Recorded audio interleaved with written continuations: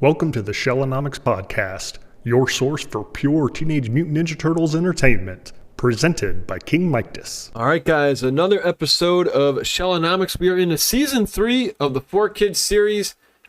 Can the show get any better? You're going to find out, and I'm pretty sure it's a yes in all capital letters. We're joined once again by our friend TMNTDERTALK, Christian. Christian, great to have you back. How have you been so far recently? Oh, thanks. Everything's fine over here on my side of the world. I'm just glad to be here talking turtles once again. Great. Now, I have a lot of things I do during the summer with traditions. I play a certain video game called Kingdom Hearts. I watch my favorite movie, Rush Hour 2, and I play Super Mario RPG. Do you have any traditions in the summer that you have related to Ninja Turtles, whether you watch a certain movie or reread a certain comic? Good question. Actually, not really, particularly something with turtles. I mean, hey, when it's summer, you go out. We have lots of lakes here. You can go swimming and just have a good time. And hey, you know me. If there's something new coming out with turtles, it's like, okay, gotta check out the new comics, gotta check out new video games or whatever comes. I'm ready for it. And then, yeah, so nothing unusual, actually. It's the same over the year. Oh, yeah. Very, very nice. Yeah, it's like when we want to watch Turtles, we just watch Turtles. It's as simple as that. So, guys, Exactly. we are breaking in Season 3. We've got 2 3-parters coming back to back. TMNTDERTALK's going to take us through them. Let's get started with Space Invaders. Yeah, as you said, it's the first of 2 3-parters that start off the season. And it starts right off where last season ended, with the Triceratons coming to Earth, because they traced the Fugitoid to Earth and they think that he's still there. But as we know, Fugitoid is gone. He beamed away with the Utroms. But the Triceratons don't know that, and so they start a full-scale invasion on Earth. It's crazy. They're attacking people left and right, just trying to find the Fugitoid. Nobody knows what they are talking about. Who is this Fugitoid, of course? So the turtles step in to help the people of Earth. And during all this, Donatello gets kidnapped by the Triceratons, because Triceratons know that the turtles, they have a connection to the Fugitoid, so they think that the turtles know what a Fugitoid is. But Donatello tells them, hey, he's not on Earth anymore, and they don't believe him. The other turtles, they try to help Donatello to get him back. During all this, they meet the Resistance, led by Traximus, the Triceraton that they met in the arena way back at the start of Season 2. And, actually, at the end, after all this chaos, Donatello can convince the Triceratons, scan for the Fugitoid, because they have this high-tech scanner thingies, and they're this energy signature is not unusual. And Donatello's like, well, on Earth it is. And so they scan for him, and there's no trace of him, so they're like, shoot. And the Triceratons leave Earth, and, they leave behind a lot of chaos. But at the last moment of Space Invaders, we see Fugitoid actually coming back to Earth, because I hope I'm not too late to help my friends. And this is the end of this first 3-parter, which goes straight into the next one. Yeah, and before we get into it, how do you like the Fugitoid character as a whole? I'm a fan of his. I like that he's in a lot of episodes. Like you say, he was a big part of the comics. He was created before the Turtles franchise. I believe this was Eastman and Laird's first try at comics too, one of their earlier attempts. So I wanted your thoughts on the Fugitoid. Yeah, as you say, he actually predates the Turtles, because it was one of the first creations of Peter Laird and Kevin Eastman, and they incorporated him into the Turtleverse later on. And I was always a big fan of him. I liked him in the comics, but it took until 2003 with the 2003 cartoon that he actually appears in a TV show, not just the comics, because he was never in the classic cartoon, of course not in X Mutation. But now he's really a big part of the Turtle multiverse, you gotta say. And yeah, I like him. I always liked his character. I like his character here because he's actually funny, but he's super smart, and I like that mix. It's great, and it's. I mean, in the 2012 show, he was voiced by David Tennant, who was the 10th Doctor on Doctor Who and other stuff. He was amazing. He was great, and yeah, I always enjoy seeing the Future Droid. He's just such a big part of the Turtles lore. Yeah, I think he's well animated too. Just great colors and great design as a whole. So, and we get, like you say, we get a little bit more of him now as we go into Worlds Collide, a great song in the 2000s too. If you remember that old rock song, this is what it's like when worlds collide. Yeah. So this is the next three-parter. It's like so it's in the whole. It's actually a six-parter because it starts right off where last one left off. So the Future Toy is now back on Earth, and he's like, "Hey, Triceratons, come and catch me!" So the Triceratons turn around, go back to Earth, like, "Oh, now we get him." And the Turtles want to save him. Like save him from himself because he wants to give himself up to the Triceratons, so that Earth can be saved and everyone can be safe. Even though he says that the plans for the transmat device that the Triceratons want is not in his memory anymore. He deleted it. So he will be destroyed by the Triceratons. And so this whole thing will be over, but the Turtles cannot let this happen. And during all this, we actually meet one of my very favorite new characters of the whole show, and that's Agent Bishop. He's like this secret agent guy. He's the leader of the Earth Protection Force, and he's like this group of people that want to protect the Earth from like mutants, aliens, and all this stuff. And he's such a great bad guy in my opinion, and he actually captures the turtles, and we also find out that he also has found Leatherhead, who we haven't seen since last season, where we thought that he was dead, but he's alive. He's captured by Bishop, so Splinter, Casey, and April try to rescue them. So this is our first conflict with Bishop. And in the end, the Future Droid is actually able to stop this whole war, the whole thing between the Triceratons and General Blank and the Federation. But he sacrifices himself because he uploads a virus into the ships of both parties. But during all this, he sacrifices himself and he's gone. But Earth is safe. The Triceratons, the Emperor is no more. He's in prison together with General Blank. So that war is finally over. Earth is safe again. And but as I said, Future Droid sacrificed himself, but Earth is safe for now. So that's the end of this big storyline. Like we said, can it get any better? And it certainly does. And we have so much more to cover. Really quick, what was more of a shock value to you? I'm pretty sure I know the answer, but remember in the 2012 series, Splinter dies. Both these series are for kids, but I mean, how crazy is it that these characters are dying off? Isn't that really powerful? Oh, absolutely. I was really sad back then when Future Droid died. But if I gotta compare, I gotta say Splinter's death really hit hard back then in the 2012 show. That was a real bummer. But yeah, but still it was very sad. Future Droid, such a beloved character, to be gone, and sacrifice himself.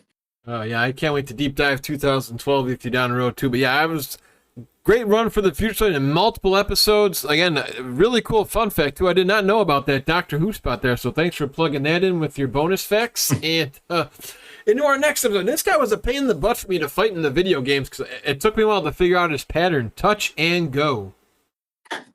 Yeah. In this episode, we meet two new characters called Touch and Go. There's like this big, strong guy and a smaller, fast guy. And they, like, when they connect their fists together, like they give each other a fist bump, they well, they recharge and have the superpowers actually.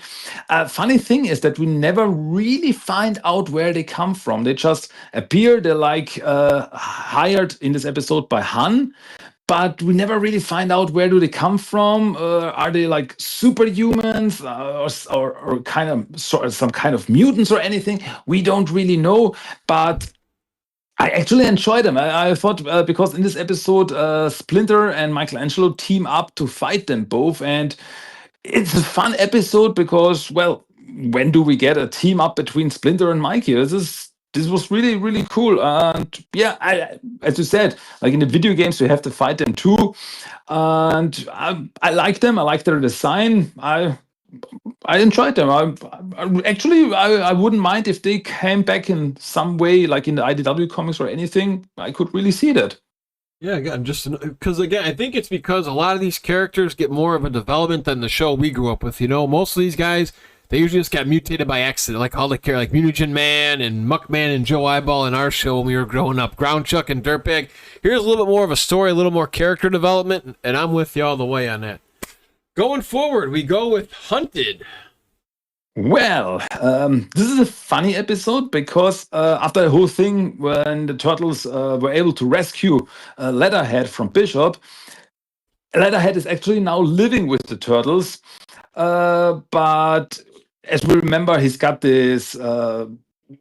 This moments when he gets really angry and he can't control himself, and his animal side comes out. And well, that's actually a problem living together with him. So he tries to find a new place, and during all this, the Turtles and him run into this hunter, Marlin, who's running around in the sewers, hunting for this mysterious crocodile. And well, the Turtles have this conflict with him. And well, together with Leatherhead, they're actually able to defeat him. And in the end, Leatherhead finds a new home in an abandoned subway station.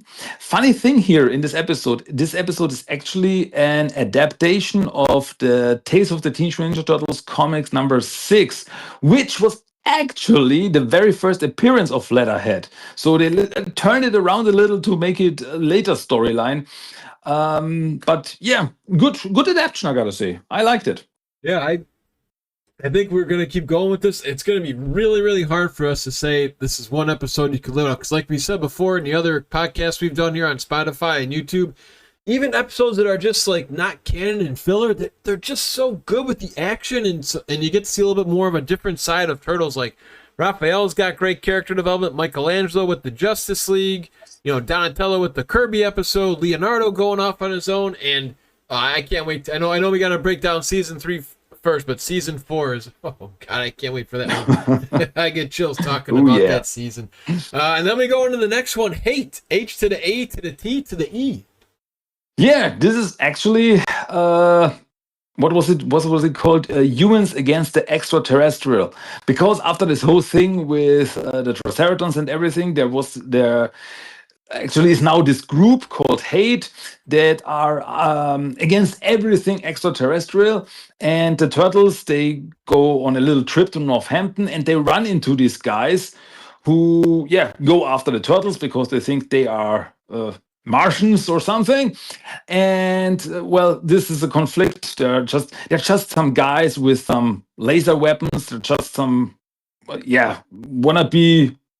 wanna be bad guys, but they actually have built an atomic bomb, and the Turtles, they have to, Donatello is able to defuse it, and they defeat this group, this wannabe bad guys. They're not really that great of bad guys, but they're not really like a menace or anything. But this is once again an adaptation of a comic book, an original comic book that was sort of like this. And I guess that's pretty much it. There's not much else there. Yeah, right. Just quick and to the point. This one's coming up. It's a little interesting. I think this guy was in the video game. Nobody's Fool. Yeah, Nobody's Fool. We meet a new character who is actually called Nobody. He's like this police officer who is a police officer in a day and a superhero Batman-like at night. And well, he runs into the turtles. And well, I always liked Nobody. He's got this cool costume that's all black with the long cape. It's got style, but he's got no superpowers or anything. So he's very Batman-like, but he can fight. And together with the turtles, he goes after this weapon guy who wants to sell weapons illegal. And well, turtles and Nobody go after this guy. What was it called? Ruffington was his name, and well, they're able to stop this whole situation. And yeah, this is the introduction of Nobody. Once again, adaptation of a comic of a Tales of the TMNT comic where Nobody was introduced originally in the Mirage comics. And well, once again, a very fine adaptation. It's cool to see Nobody finally in animated form. Oh yeah, I never knew who he was because I still have to read some of those comics, but really tough to fight in that video game too. Again, just another great character. And now we go into what I thought when I first heard of this. I thought it was going to be more of like that movie, The Final Lesson, like that little kid book, but it's a little bit different. And I kind of like this one. I like the storyline here with April in The Lesson. Yeah, it was an interesting episode because in this episode, April asked the turtles if they can teach her some martial arts, and the turtles are like, "Nope, we tried that once and it didn't go well." And then we get like a flashback episode when the turtles were still little kids, and they meet this other kid, this human kid, who's got some trouble with some bullies, and the turtles, like in disguise, take him under their wings and they try to teach him some martial arts.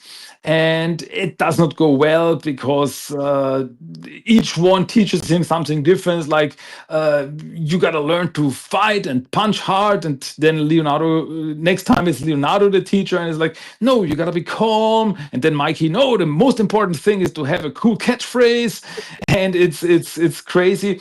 And the funny thing is that in the end, we find out that this little kid that the turtles are teaching martial arts is actually a young Casey Jones, but they didn't know that each other are the other one. So it's really funny, like how it all comes together.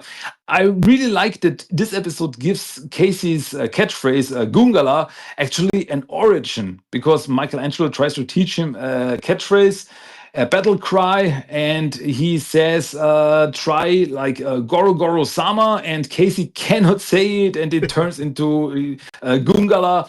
And so the first time that Gungala actually has an origin in the TMT universe. Oh my gosh, I was like, wait, I know that guy looks like Casey Jones. This was just a lot of fun with the little turtles and the laughs, and especially Mikey trying to get him to do his battle cry. I'm going to probably have to watch this one again this week. It's been a while since I've seen it, but I do remember that one a lot. Now, here's one of my favorites. I never got this as a kid. I was always, when Christmas comes around, I celebrate Christmas with my friends and family, and I always go through all the Christmas specials. There's Mickey's Christmas Carol, Rudolph and the Christmas Classics, a lot of TV shows, a lot of cartoons got these, Ghostbusters, even Super Mario Brothers and Sonic the Hedgehog had Christmas episodes. We didn't get one in the Fred Wolf era. We got an Easter episode. So finally, we get one here, and Christian's going to give you some great detail as to where this originated from, too, in the Christmas Aliens. Exactly. The Christmas Aliens is, once again, an adaptation of a comic book, which is the Michelangelo micro series, where some bad guys steal some toys, and like a truck full of toys, and Michelangelo tries to get them back because they should go to the orphanage. And this is pretty much the same story here, where Mikey, but the bad guys are the purple dragons here, and Mikey tries to stop them from stealing, and it's a crazy Mikey story. All the while we see that all the other guys in the lair, well, everybody has been invited to the Turtles lair, like Silver Sentry or Usagi comes to the lair, and everyone is there, and they're all waiting for Mikey. And well, in the end, Mikey is able to stop the bad guys, and everybody works together to bring the toys to the orphanage. So yeah, just like a Christmas story should be. Like in the end, you get a warm, fuzzy feeling. And this is the introduction of Michelangelo's Batcat, Clunk. And yeah, once again, the first time we see Clunk in animated form. And I like it. It's great. You know what's crazy too is actually, I forgot, this is actually a fun fact. You may probably know, but may not, is in the United States, this actually aired on Christmas. And I do remember watching this Christmas morning. It was so cool to have a Christmas episode of the Ninja Turtles in 2004 on Christmas Day. It was great. So here we go again. Now we get into a little bit more Triceraton action a little bit in New Blood. Yeah, here we find out that in the background, Shredder and his goons, they are trying to salvage some Triceratons parts that were left on Earth after the whole invasion, like some Triceratons ships that got shot down and like destroyed, just lying around, and he's actually telling the city like, "Oh, I take care of it," because as Orokusaki, I will take care of all this and I will clean up. But he's actually trying to get some parts for himself. And yeah, in this episode, we once again meet a new character, Dr. Chaplin, a new doctor besides Baxter Stockman, working for Shredder. And well, the funny thing is that Dr. Chaplin is a big fan of Baxter Stockman, but Baxter Stockman does not like him at all. And Dr. Chaplin has built some new robots that look like Karai, and once again, were a bit tough to fight in the video game, if I remember correctly. And well, of course, the Turtles try to stop this so that Shredder does not get his hands on the Triceraton technology. And it's crazy, great fights, and well, it's cool. In the end, the Turtles are able to stop Shredder to get his hands on all this stuff, but we get a new character in Dr. Chaplin. We'll see where this goes. Yeah, I like it too. It's funny. He like worships the man, and Baxter just like, ugh, no, please, just no. Gets like ultra jealous and everything. It's great. Oh gosh! And now here we go with the Darkness Within. Well, here we have our, I gotta say, H.P. Lovecraft story in TMNT, because Angel comes back and she says that her brother disappeared in a building, and the Turtles go in there, and there they find out that there's some kind of creature beneath it, some like mystical Lovecraftian creature, like Cthulhu style, and during all this, the Turtles, they have to like confront their fears, like some wishes that appear to him, some very interesting ones, like Raphael sees himself in Shredder armor, which is very nice little like to nod to the Image comics and stuff like this. And well, it's actually pretty much a horror story, because we get some skeleton zombies in there, and it's really crazy. I'm a horror fan, so this is right there for me. It's cool. In the end, the Turtles are able to defeat this creature and well save Angel's brother, and everything's fine in the end. But then at the last moment, we see like maybe the creature is not really defeated, and maybe one day it will come back. I like this stuff. I like this unhappy endings. It's cool. Yeah, just again something different. That this pretty much this whole series went into new territory for all of us OG fans of the happy-go-lucky Fred Wolf era and the Next Mutation era. Just a way different turtle environment, and a lot of us like it. And like we've said before, a lot of us feel this is probably the best animated series out there. They're all good, but this is the one that probably gives you the most accurate version of what Teenage Mutant Ninja Turtles is all about. And our next episode here, Mission of Gravity. Yeah, going back to the Shredder storyline, we find out that, I mean, we saw it in the Space Invaders storyline, that the Triceratons actually like pulled out the city of Beijing and it's still floating there after the Triceratons left. And Shredder wants this technology from from this place, the Triceraton technology that was left there. But that would mean that the whole city will crash down to Earth and will be destroyed. So, the turtles go there to stop Shredder once again. And Dr. Chaplin is also again there working for Shredder, and he's got some new stuff. And if I remember correctly, this is the episode where we get introduced to like these super mousers, like these giant mousers. Once again, I also remember them from the video games. Yes. And here's once again this whole thing with Karai, because Karai is she's loyal to the Shredder, but she does not want to see like all these people die when the city would crash down. So she's a little conflicted there. She helps the turtles on one side the city. In the end, it comes down, but it sinks slowly down, and everybody is saved. So everything is fine in the end. Yes, exactly. And then here we go again, another episode, The Entity Below. This is a cool one because this episode, The Entity Below, is like the final part of the, underground city storyline that started way back in season 1. Because the turtles, once again, Donatello gets some readings from underground, and he realizes that they come from the underground city. So the turtles go back there, and they find out that suddenly the whole city is populated again. And we find out that there was only one entity there, and it turns out that he was like the last one. Everybody else was in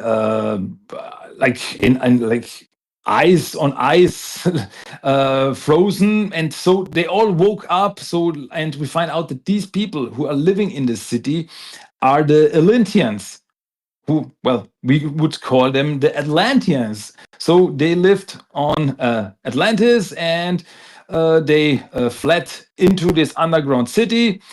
And they are also responsible for some creatures that we've already encountered, or we will encounter later.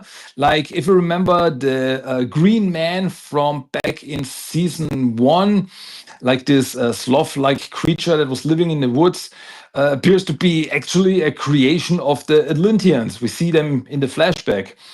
And so I just love how this whole world comes together. This is so great.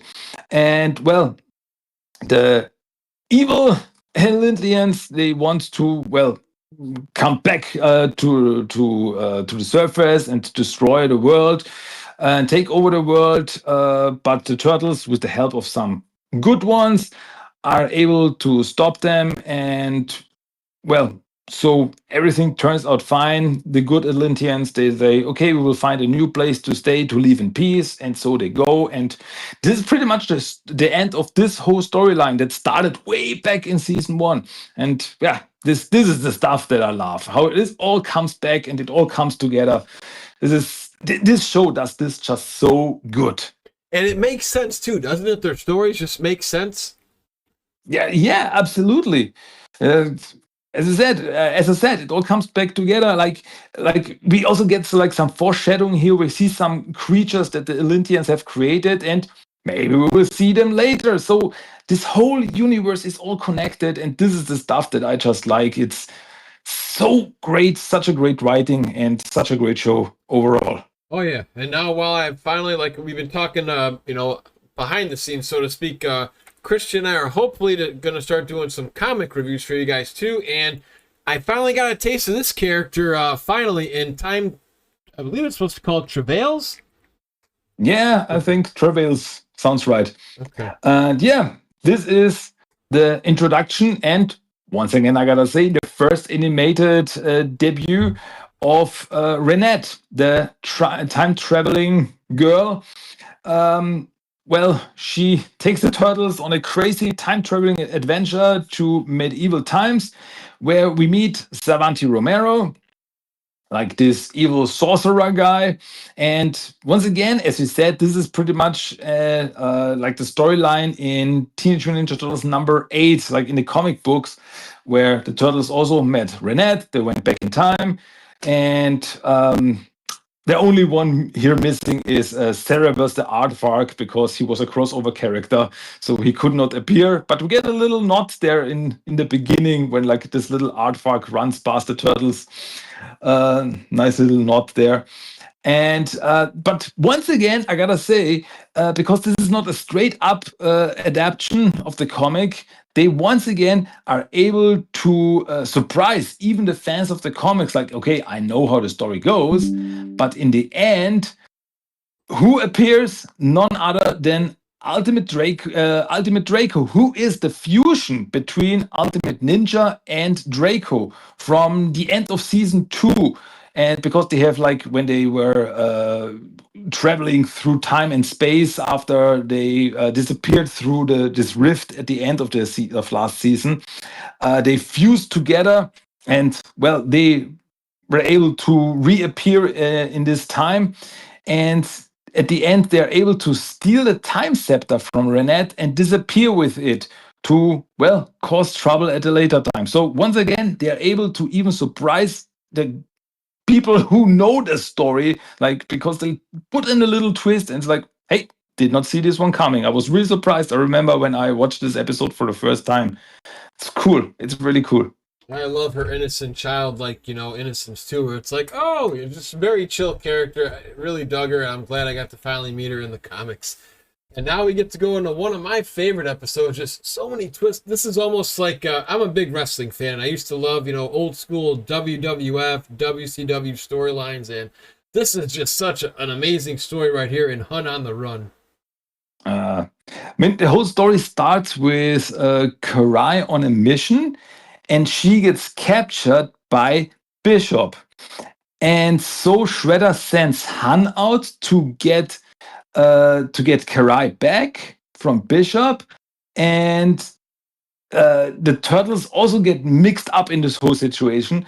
So it's really it's crazy, like a four-way battle between all these factions. And once again, in this episode, really, Bishop proves how why I like him so much, because just look at the fight scenes of this episode. It is so fantastic.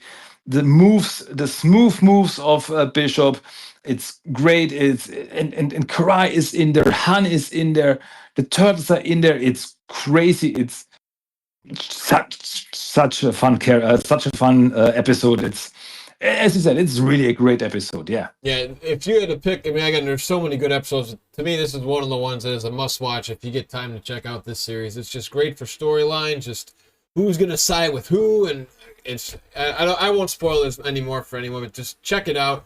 That's one of my favorites of all time, for sure. And now we get into another episode here with Ultimate Draco again, who is a real pain in the butt in those video games there, Christian, in Reality Check. Yeah. Well, Reality Check, which is actually the start of another, big storyline here. Because in this episode, as you said, Ultimate Draco reappears with the time scepter. He reappears in the Turtles' lair and sends all the Turtles, like, across the multiverse, across dimensions. And, well, over the course of the next few episodes, we see what happens to the Turtles. And first off, we have Reality Check, where we see Michelangelo, who gets zapped to a world where the Ninja Turtles are actually superheroes with superpowers. Like, we have, like, wow, I don't know if I can get all the names together, like Shelectro, who's like this turtle with electric powers, and what else? Gravity Turtle, who can fly, and so on and so forth. They're like this team, like a really superhero team. And, well, Mikey gets caught in between this fight between the Super Turtles and their arch nemesis, who is Sliver, who is actually an evil version of Splinter. And, yeah, he works together with them, and they're able to defeat him. And then Michelangelo suddenly gets zapped away again, and this is the end of this episode. And well, it's pretty much a dream come true for Michelangelo. It's like, hey, I'm really now a part of a superhero team. This is just what I wanted. Yeah. Yeah, this plays off very similar to that Ninja Turtles 3 Mutant Nightmare with almost like a nightmare mode. Because, yes, as you were saying earlier, every turtle gets a little feature. And next we go into Raphael with Across the Universe. Yeah, there we see what happened to Raphael. He lands on the Planet Racers world, which, little fun fact, Planet Racers was actually a comic story that was created by Peter Laird and Jim Lawson. And here they were able to incorporate this comics into the show. And this whole thing is about this this intergalactic races where they are racing across planets on this gigantic motorcycles. And yeah, Raph is really enjoying this. And that's pretty much the whole story. They're racing, and Raph and the other guy, the main guy is Falcon. They are able to win the race, and then Raph in the end gets zapped away, and that's the end of that story. Yeah, another good one. And then we go right into Donatello with Same as It Never Was. Yeah, that episode is really a fan favorite episode because it could take the crown for being one of the darkest TMNT episodes ever. Because Donatello lands in this possible future where Shredder was actually able to take over the world, and the Donatello of that world went missing. Splinter is dead. Like Michelangelo is missing an arm, and they're all like, this is like this post-apocalyptic world, and Donatello is able to get everyone together, like the Resistance together, like April is there, and some other guys, and they're able to attack the Shredder, fight him, and we get some deaths in there, like Han and Dexter, they get stomped on, and Shredder's got this gigantic new armor, this mecha suit, and Donatello is able to defeat and destroy him in the end. It's really crazy. Once again, I'm surprised with what they got away with in this show sometimes, because, as I said, some people really die on screen there.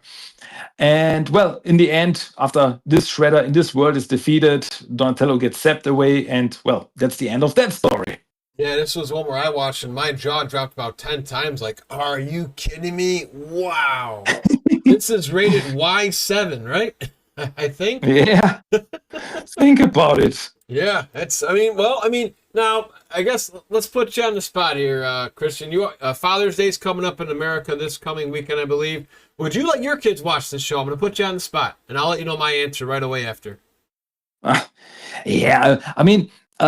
My kids are older now. They are 12 and 14. So I would say, yeah, that's fine. Even when they were like, let's say about 10, I would say, yeah, this show is fine, but not all the episodes. I'm not sure if I would let him watch this episode way back then. It's not like you see some blood and gore or anything. It's not like this, but it's still disturbing in some parts, I gotta say. So, yeah.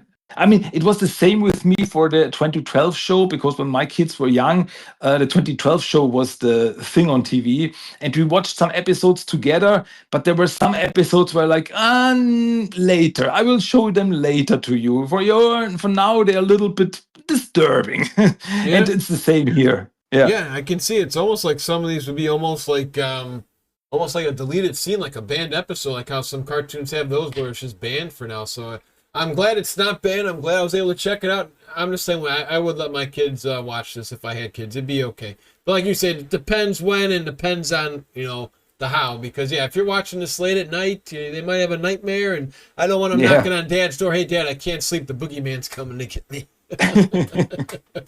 Oh, man. So here we go. We've got the ending of this little mini-series here with Leonardo's episodes in the real world. A two-parter, I believe.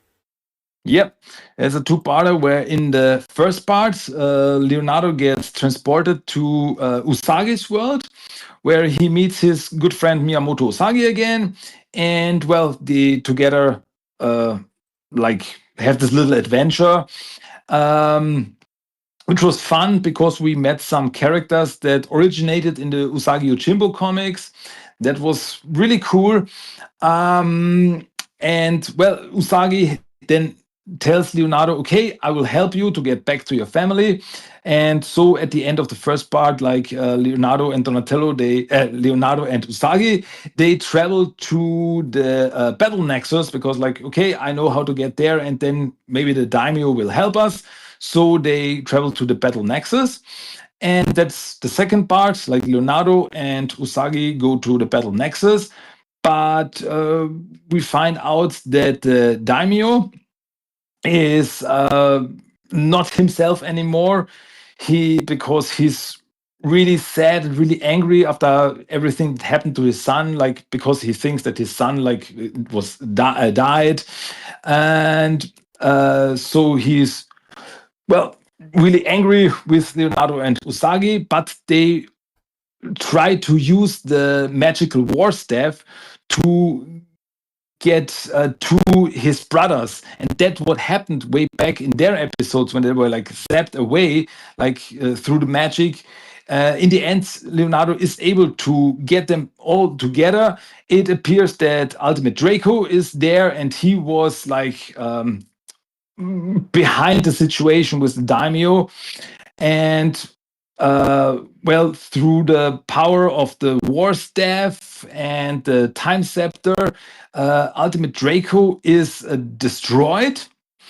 But then, if I remember correctly, Lord Simultaneous, the master of Renet, appears and restores the Ultimate Ninja, the son of the daimyo, and he like brings him back to life as a little kid, so they can start over and well, not turn into a bad guy. And it's a great happy end. It's a great ending to this very big storyline, and well, really great. Yeah, I like it.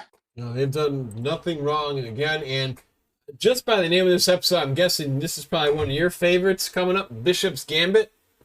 Yeah, hey, as I said, I love Bishop. And yeah, Bishop's back at his evil plans again. And this time, the turtles get caught up in his scheme because he wants to get some DNA from Splinter to perfect his, bring his newest creation to perfection, which is like this cybernetic clone of himself called the Slayer, which is this super strong, super powerful, half human, half machine creature. And the turtles really have trouble there. Fight it. They're evil. They're able to somehow stop him. In the end, he gets like washed away. The creature gets washed away. And once again, a scene where I was like, whoop, did that really happen? Because in the end, like Bishop gets caught in like this meat hook. Like he gets hooked and he's just hanging there in the end. Like, whoa, the shell is going on. But, and this is also a part why I like Bishop so much, because it's such a mystery. He gets impaled, but then the turtles turn around and suddenly he's gone. Like, hey, no, who could survive this? Right. So we know Bishop is more than human, and he will come back to cause trouble again. I really enjoy him. And now here we go, folks. This is could have been a series finale, in my opinion. This is one of the more bone-chilling two-parters you'll ever witness in Ninja Turtle franchise animation history in Exodus. Yeah, this is a two-parter, and what a finale this is. Because we found out that Shredder like salvaged all this Triceraton parts to find the Utroms and to like finally get his revenge on them. And well, of course, the turtles, they cannot let him do that. So they try to stop Shredder. And once again, Karai is caught in the middle of this. She's like, let him leave. Then he will leave Earth alone. And Turtle's like, yeah, but he will cause trouble on other planets. So it's not good. And well, once again, Bishop appears in the mix, and he's now working together with Baxter. And he also tries to stop Shredder, but Shredder is able to launch his spaceship, and the Turtles and Splinter are on the spaceship, and they fly away into space. And there they have like this big fight with Shredder, who once again has a really big, really new, really shiny new armor. And they have this big fight. The stakes were never higher. The Turtles, they get really beat up. Splinter like almost gets killed during all this. And in the end, the Turtles realize like, okay, we cannot stop this now. We have to blow up the whole ship, take the Shredder with it, but we will not survive this, but this is like the price we have to pay. So they blow up the ship, but then the Utroms come in and like have this time-stopping bubble and are able to zap the Turtles and Shredder out of the spaceship. And in the end, Shredder, this is the first time we find out Shredder's real name, his Utrom name, which is Jarrell. And he is on trial for all the crimes that he did. And in the end, Jarrell gets banished to an ice asteroid in space, which he doesn't really like. And Karai is also there, and she's like, this is not what I wanted. And she's like, well, she's gonna cause trouble down the line. But Shredder, really, this is, for the show, I gotta say, this is the end of the Shredder. After 3 seasons, whoa, it's like one of the biggest finales in TMNT history ever. It's fantastic. Oh man, from start to finish, this is how you end the third video game too. They have this cutscene here with the Utroms, and it's almost like somebody was getting biblical with it, because it seems like when you die, you go get judged, and the way they were judging the Turtles and Shredder up there, it was like, oh my God, what a finish. And that does it, guys, for season 3. Now, season 4, just a little preview here.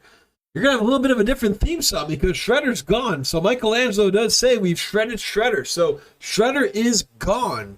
So, you know, Christian, how excited were you when you knew it? Well, again, it was different for you, but if you were in the States and you knew Turtles were coming back without Shredder, how would that work for you? Because that's only been done, like, you know, ever so often, you know, in the American, you know, in the movies, Shredder was gone from Turtles 2. There was no Shredder in Turtles 3. So what do you think's going to happen? You know, your first thoughts when you were going to watch season 4 with no more Shredder. It's over.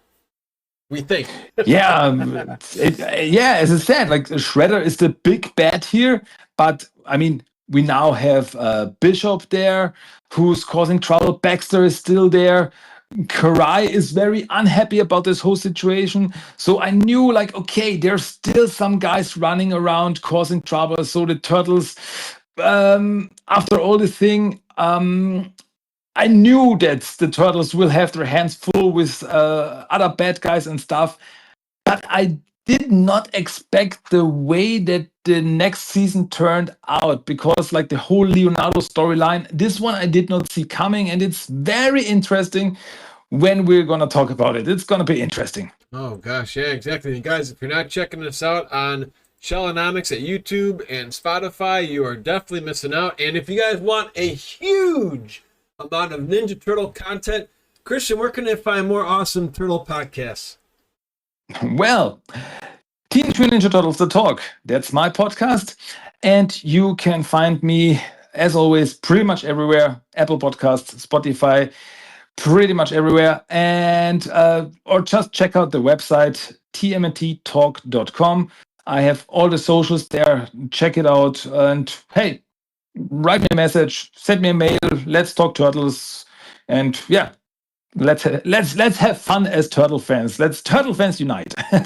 Yes, real quick. And also, if people wanted to, you do have your own Discord too, I believe, a Discord server, right? Where people can talk comics, toys, and all that. Oh, fantastic.